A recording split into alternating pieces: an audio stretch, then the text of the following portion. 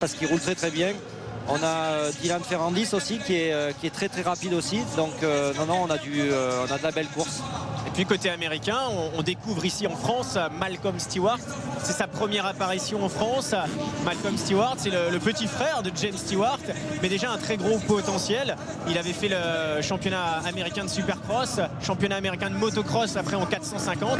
Et bien là, il est en 450 pour le supercross de Lille et ça se passe plutôt très très bien pour lui.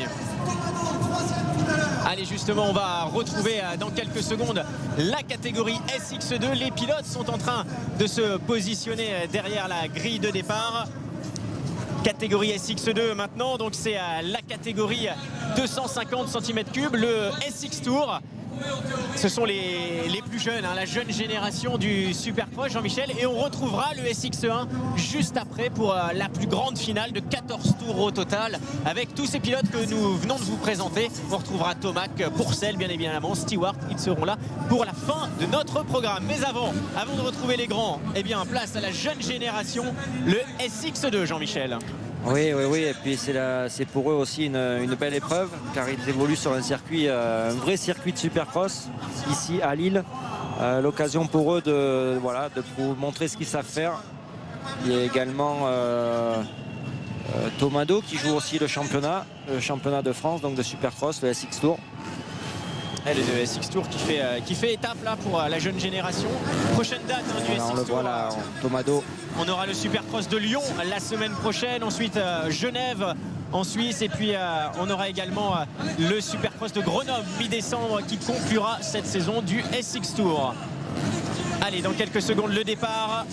On a un Britannique dans cette série, exceptionnellement c'est Ben Watson, l'une des stars du 85 cm3 passé maintenant en SX2. Allez, Vincent Dussolier qui représente la fédération française de moto, toujours bien accompagné, Vincent. Ah ouais. Et c'est lui qui gère la procédure de départ. Et il le fait plutôt bien. Avec une charmante hôtesse. Mais ça ne l'a jamais déstabilisé. Non. Les pilotes non plus, ils sont très concentrés. Voilà, 15 secondes. Allez, on va partir dans quelques secondes donc pour la course catégorie SX2, le SX Tour en piste pour ce Supercross de Lille. 5 secondes. Allez, le départ est important pour pouvoir faire une belle course. Allez, Maxime Després une nouvelle fois aux avant-postes. Ouais, très bon départ, il reste à l'intérieur ici avant les whoops. Allez, tout à l'heure on avait eu Maxime Després qui s'était imposé dans la première course. Ben Watson, le Britannique, qui avait terminé deuxième, il avait fait un bon retour, Ben Watson. Et bien cette fois-ci il est déjà au contact de Maxime Després, il attaque Ben Watson, c'est bon, c'est passé la chute la faute, de Maxime Després. Il a essayé de recouper la trajectoire mais il n'a pas laissé assez de marge. Et on a en quelque sorte le scénario inverse de la première manche où tout à l'heure Maxime Després s'était vite échappé et Watson avait dû remonter. Et bien là c'est l'inverse, il va falloir remonter pour Maxime Després. Ben Watson est en tête, le Britannique. J'ai aperçu Tomado aux alentours de la 5e place,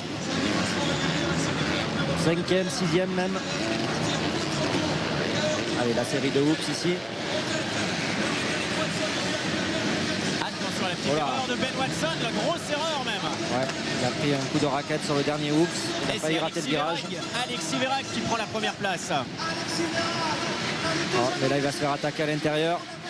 Alexis qui va participer au championnat d'Europe MX2 la saison prochaine avec une structure managée par son papa Bruno.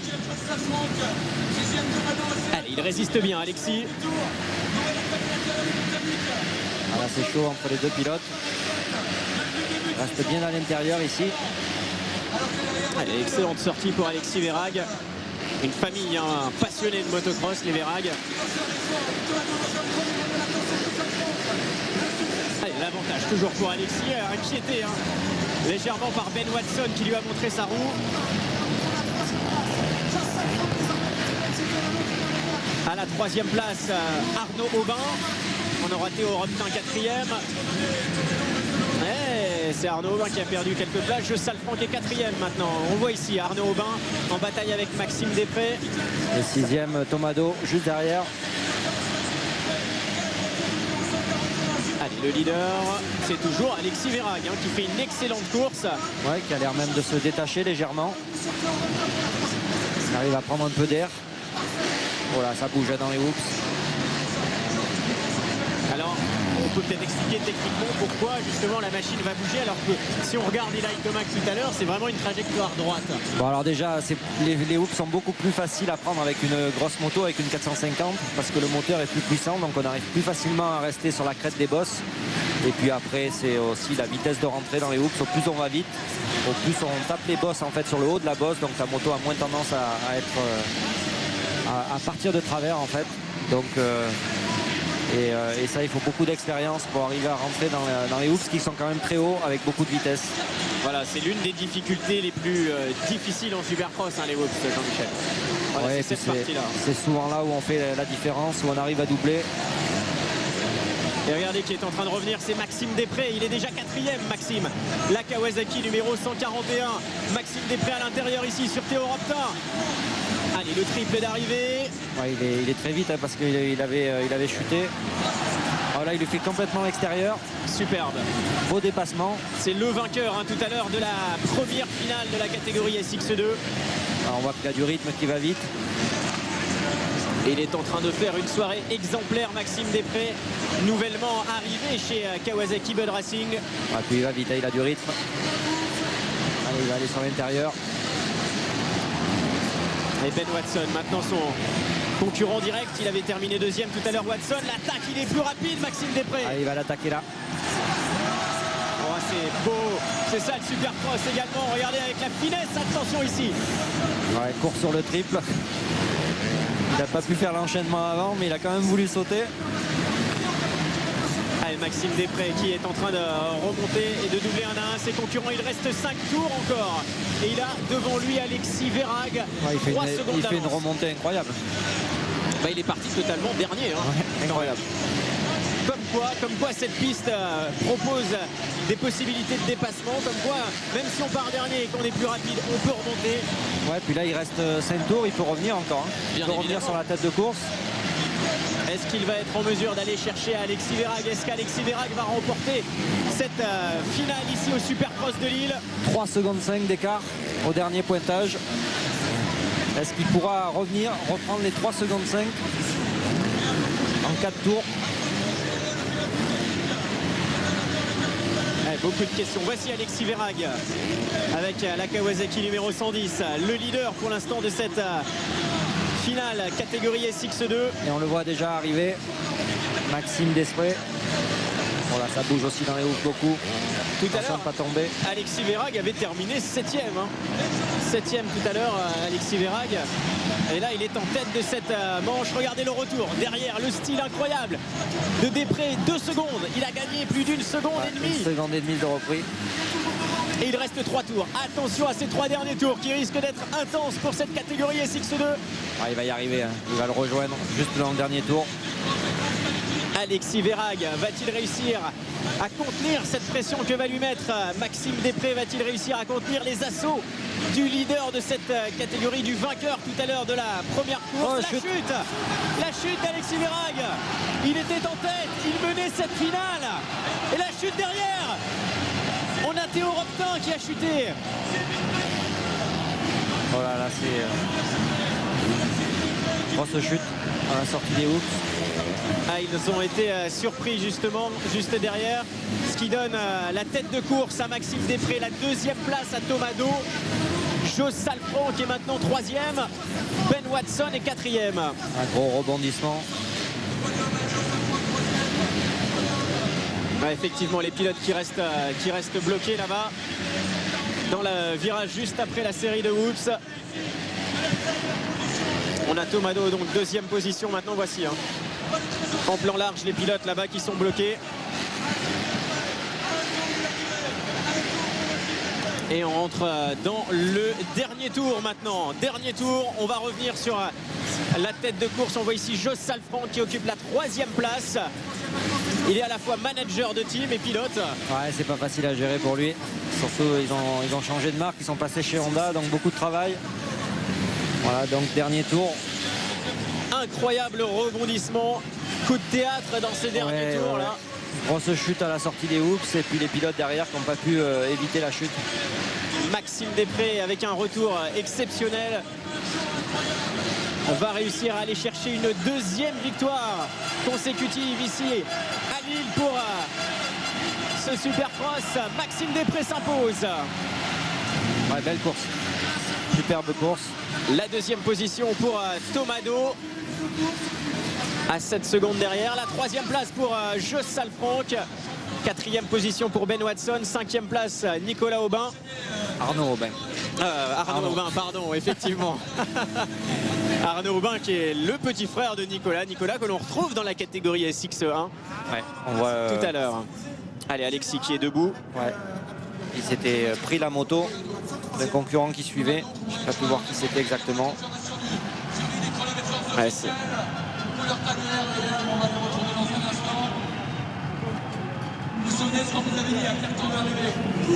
allez, on va retrouver tous ces pilotes pour le podium dans quelques secondes. Le point sur le classement. Et regardez là, 3 Français aux 3 premières places. Il y avait un Britannique qui n'a pas réussi à s'infiltrer sur ce podium. Després, Do, Salfranck, Watson 4e, 5e Arnaud Aubin, 6e Yannis Hirsuti, 7e Guillaume Flegui, 8e Pierre Lozzi, 9e place pour Vantuin, 10e Jean-Baptiste Marronnet. Alexis Verhaeghe, malheureusement une chute, il était en tête. Allez, on revoit les meilleurs moments de cette dernière course de la soirée pour la catégorie SX2. On les retrouvera dès demain puisque vous le savez, le Supercross de Lille se joue sur 2 journées. Ce soir, ce samedi soir et puis le dimanche après-midi cette fois. Attention, l'horaire est différent avec le dimanche après-midi à partir de 16h30. Nous nous retrouverons en direct sur l'équipe 21. 16h30, c'est le rendez-vous pour demain. Donc on retrouvera tous ces pilotes une nouvelle fois dans la catégorie SX2. Et puis juste après, ce n'est pas terminé. On a encore la finale SX1, la deuxième manche SX1 qui risque d'être très très intéressante.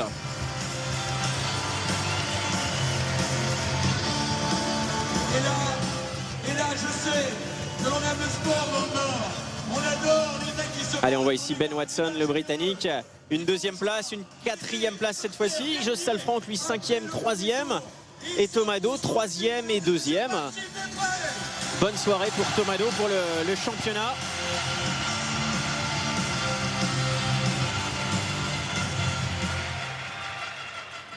Voilà, les ralentis sur la remontée. Exceptionnel de Maxime Després. Une superbe réalisation, encore une fois de Jérôme Ramos, notre réalisateur. Alors on va revoir la chute d'Alexis Verhaeghe. Voilà, Alexis qui chute et puis derrière, Théo Roptin n'a pas pu s'arrêter. Regardez, ça va s'empiler. Ouais, dommage. Ça a été l'hécatombe juste derrière, malheureusement. Et puis la victoire, on voit le podium ici avec Maxime Després, Tomado et Ben Watson. J'ai eu quelques soucis, je m'étais fait mal, j'ai certes la vitesse. Voilà, Ben Watson, ce jeune pilote britannique. Celui-là, vous allez faire une interview en face. On va écouter ensuite Tomado et Maxime Després. Ils nous viennent de la région de Marseille. Allez Thomas, donc une superbe course, 3e de la première manche, 2e de la seconde, 2e place du général. C'est un super début de week-end. Ouais, je me régale sur ce circuit, le public il est chaud, donc c'est top. J'ai fait des manches solides, pas d'erreurs. J'ai pris un mauvais départ là, mais j'ai un petit peu remonté, il y a eu des erreurs. La régularité paye, donc je me régale. Parce que le public est chaud. Tomado, je vous avais dit qu'il était du sud. qui a déjà la fibre avec le public, l'ambiance, il aime la mettre, il l'a mis sur la piste. Toujours sympa de retrouver un pilote comme ça qui communie avec son public. Tomado qui a un superbe circuit d'entraînement chez lui. Effectivement. Où il accueille les meilleurs pilotes français. Allez, maintenant on va écouter celui qui s'est imposé à 2 reprises. Maxime Després, on l'écoute. Le bruit est assourdissant et même en piste avec le bruit des motos, vous êtes tellement près des spectateurs, je suis sûr que vous entendiez hurler. Ouais, c'était un peu chaud au premier tour, je me suis un peu fait sortir, je suis tombé et après j'avais les crocs, j'entendais le public et je voulais absolument gagner, c'était la folie quoi. Je me suis régalé, le public était énorme. Et oui, c'est ça qui peut quelquefois pousser un pilote et l'emmener un peu plus loin, c'est le public.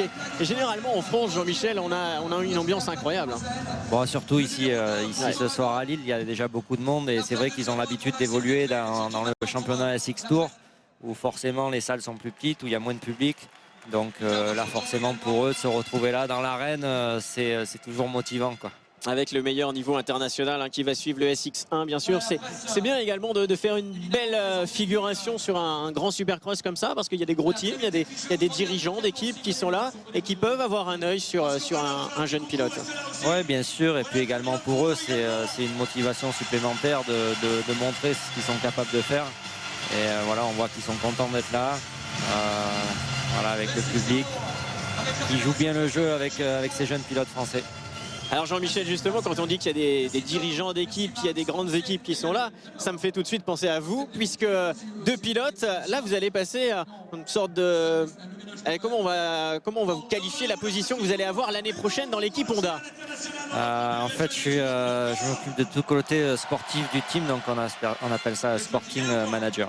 Voilà, manager donc les pilotes dans l'équipe Honda HRC en championnat du monde de motocross la saison prochaine. Alors apparemment on a une petite info avant de lancer la finale SX1. On vous disait qu'on allait vous faire vivre toutes les coulisses de ce Supercross de Lille. Et Sébastien, vous êtes à côté d'une machine sans pilote, que se passe-t-il? Exactement, vous voyez à côté de moi la Suzuki Dossard 102, c'est celle de Matt Moss, l'Australien, qui a chuté 2 fois. Apparemment il a très mal au poignet, on l'a vu tout à l'heure, il grimaçait et donc il ne participera pas à la dernière manche donc de SX1. On verra demain si il sera remis, il sera d'aplomb en tout cas et ne sera pas là sur cette dernière course. Merci beaucoup Sébastien, effectivement les pilotes sont déjà prêts derrière la grille de départ.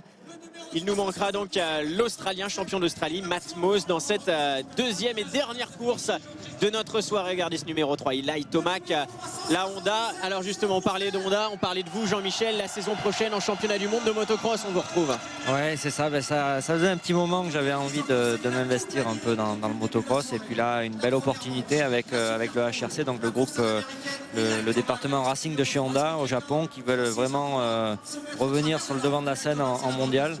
Donc voilà, on a signé 2 excellents pilotes, dont un français, Gauthier Paulin, et Brobrichev également, le russe. Donc voilà, 2 bons pilotes, un team avec de bonnes motos, le HRC. Voilà, on va travailler dur pour être en coup, pour se battre pour le titre mondial. Il va y avoir une belle saison à venir, c'est vrai, à la saison prochaine. Vous avez une excellente équipe, d'excellents pilotes. Oui, puis une grosse concurrence en face, puisqu'on annonce donc l'arrivée de Vilo Poto. Donc là également un challenge incroyable pour Vilo Poto de venir en Europe disputer le championnat du monde. C'est quelque chose que j'avais fait dans l'autre sens. Et là, Vilo Poto le fait dans le sens américain qui vient en Europe. Donc voilà, ça va être vraiment une belle année. Les Keroli aussi qui a multiples titres d'affilée. Eh bien on suivra voilà. Ça Jean-Michel, on vous suivra, on suivra votre équipe. Départ dans 15 secondes, évidemment. c'est parti. Allez, place à l'action maintenant pour ce Supercross de Lille en direct sur l'équipe 21, 5 secondes avant la deuxième manche. C'est parti pour 14 tours au total. Les meilleurs pilotes de Supercross rassemblés ici. Le meilleur départ signé Eli Tomac. Allez, Tomac, Malcolm Stewart deuxième à l'intérieur. Et une chute malheureusement pour Christophe Pourcel. Ouais. C'est Christophe Pourcel qui a chuté malheureusement, bloqué à l'intérieur. On le voit ici à l'image. C'était la trajectoire qu'il avait choisie lors des manches précédentes, cet intérieur. Là, ça n'a pas fonctionné. Ouais, c'est pas toujours facile de partir toujours autour de la 3e, 4e place. Les places sont chères, donc ça pousse beaucoup derrière. Et il laisse filer les Américains. Christophe qui avait fait une excellente manche tout à l'heure. Et là, c'est Tomac. Tomac qui a pris les rênes de cette course. Malcolm Stewart est deuxième. Weston Peck, 3e, 4e place. On a Justin Brayton. Cédric Souberas après, on dirait. Ouais, 6e ou 7e. Josh Hill, Souberas. Ça va être dur pour nos Français cette fois-ci. Barcia, très loin, 11e encore. Allez, Christophe Pourcel qui va devoir remonter maintenant dans cette deuxième, dernière course de notre soirée.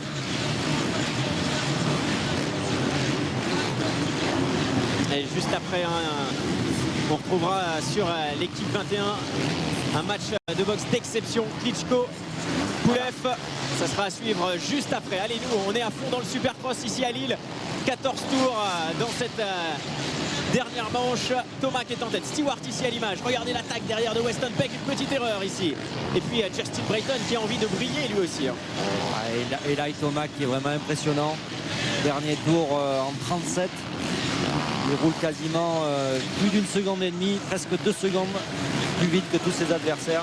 Allez, c'est passé pour Brayton sur Weston Peck. Il prend la 3e place, Brayton. C'est vrai que tout à l'heure, ça avait été dur pour lui parce qu'il avait terminé 13e. Justin Brayton à un tour du leader.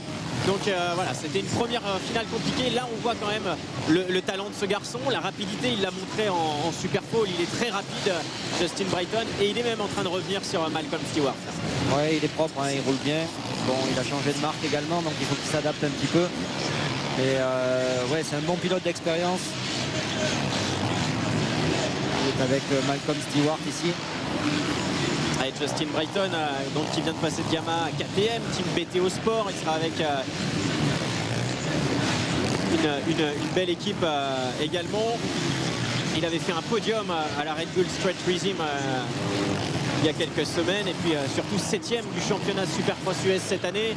C'est un pilote que l'on peut retrouver généralement dans le top 5 aux États-Unis. Ouais, et puis il est très solide, il roule bien, il est voilà, c'est un bon pilote. Et puis il a déjà gagné ici en France, hein, déjà King of Bercy, c'était en 2009, 3e en 2012. Donc il aime bien les courses ici en France. Justin Brayton, il va falloir le surveiller.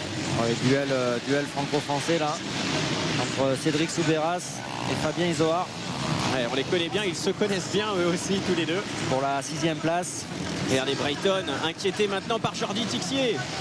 Il n'est pas du tout dans son assiette, hein, Justin Barcia, pardon. Brayton, lui, est un petit peu plus loin devant.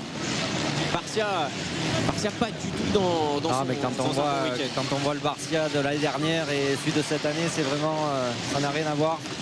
Alors oui, il a changé de moto, mais soit il s'y fait pas, soit il n'a pas beaucoup testé, mais en tout cas, c'est... je suis un peu déçu, je suis un fan, hein, je suis un fan de Barcia, donc je suis déçu. Et vous étiez encore plus fan quand il était chez Honda, forcément. Mais là c'est vrai qu'il se passe quelque chose. En tout cas, il n'est pas dans son élément, Justin Barcia. Regardez derrière, on a Jordi Tixier. Barcia qui revient légèrement sur Soubeyras maintenant.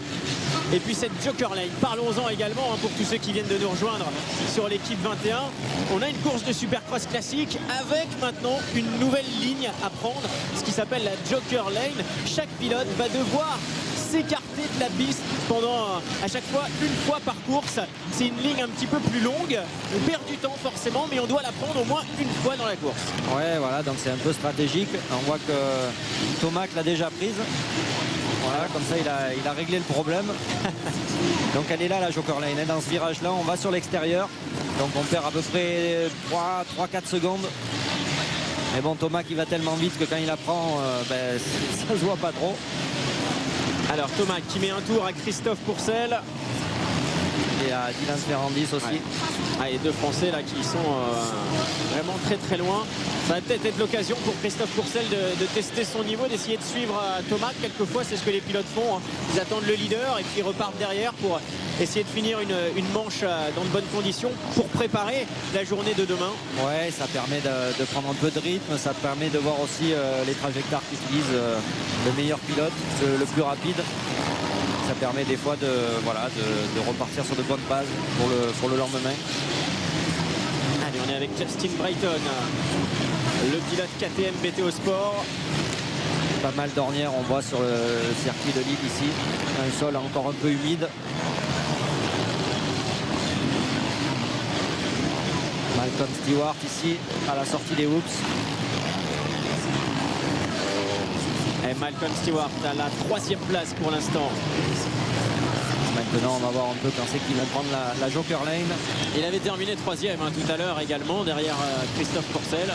Malcolm Stewart. Ouais, il est solide, hein, il fait des bons départs, à chaque fois il est dans les 5 premiers. Et puis il tient un bon rythme, il fait pas beaucoup de fautes.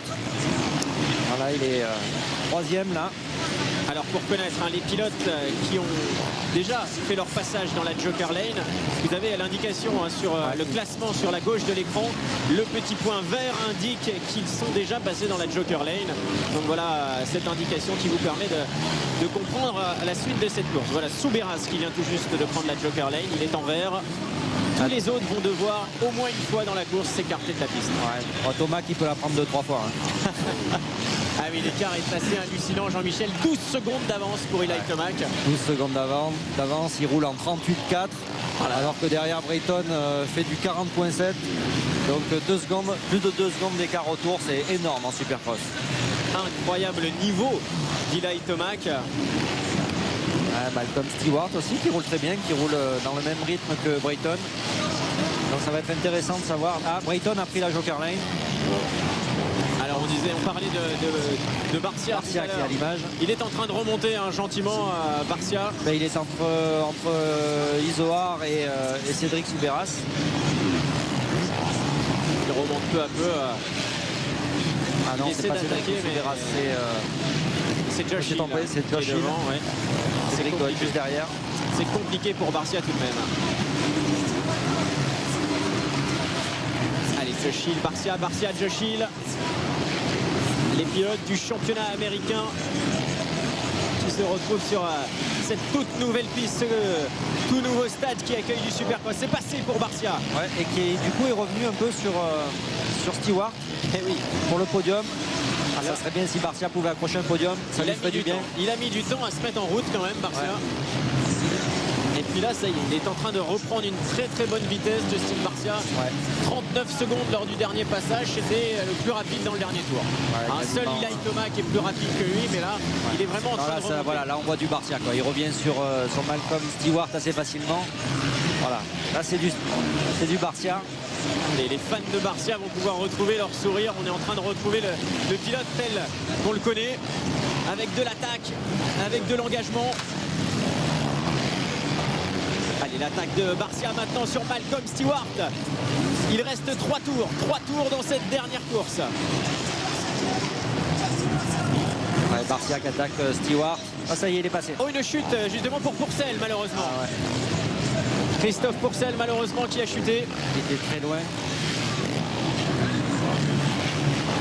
Ah, dommage pour Christophe, j'espère qu'il ne s'est pas blessé. Et il va se relever, il se relève, donc bonne nouvelle pour Christophe, mais c'est malheureux. Allez, on continue avec Barcia donc, qui a doublé Malcolm Stewart, il est 3e Barcia. Et devant ils sont quand même très loin. Ouais, et puis il reste 2 tours, donc Barcia ne reviendra pas sur Justin Brayton. Ouais, 17 secondes d'avance entre Tomac et Brayton, 17 secondes d'écart. Et Barcia est à 3 secondes de Brayton, à 2 tours de l'arrivée, ça va être dur.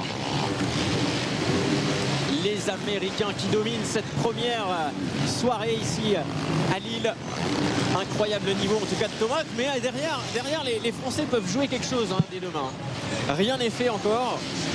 Oui, parce qu'ils sont rapides, ils ont fait des belles courses tout à l'heure. Donc les Français, on est dans le coup. Il faut essayer de prendre des bons départs pour être dans le bon rythme d'entrée.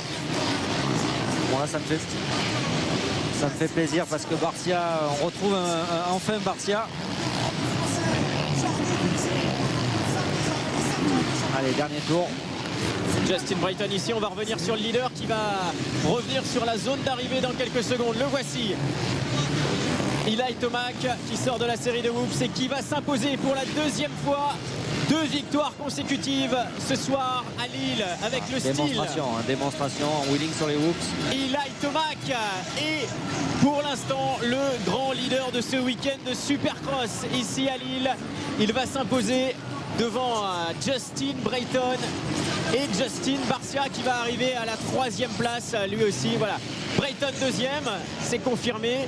Regardez ces écarts assez incroyables. Barcia à la 3e place. Voici le podium donc de cette 2e et dernière course de la soirée. Jean-Michel, les Américains sont là, ça c'est sûr, mais les Français peuvent jouer les troubles faits dès demain, puisqu'on se donnera rendez-vous demain aussi. À demain. Allez, on va se quitter donc dans quelques secondes, laisser place à la boxe sur l'équipe 21. Klitschko Poule F, c'est le match qui va suivre. Les poids lourds dans quelques instants. Eli Tomac s'impose donc ce soir à 2 reprises dans les 2 finales. C'est tout simplement le pilote le plus rapide, le pilote qui nous a encore une fois impressionnés. Voici le classement. Merci à tous de votre fidélité. Jean-Michel, on se retrouve dès demain pour le Supercross de Lille. Rendez-vous donc demain à 16h30. Merci beaucoup.